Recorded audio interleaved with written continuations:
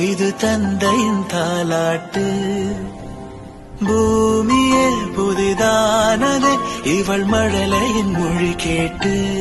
ஓ தாயாக தந்தை மாறும் புது காவியம். ஓ இவன் வரைந்த கிருக்கலில் இவளோ